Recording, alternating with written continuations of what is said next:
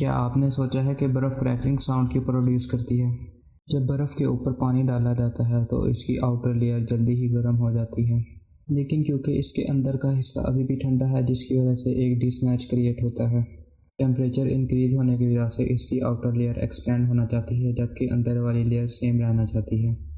इस टेंशन की वजह से आइस क्यूब्स के अंदर फ्रैक्चर आ जाते हैं, और जब ये फ्रैक्चर मल्टीपल आइस क्यूब्स के साथ होता है तो ये क्रैकलिंग साउंड प्रोड्यूस करते हैं।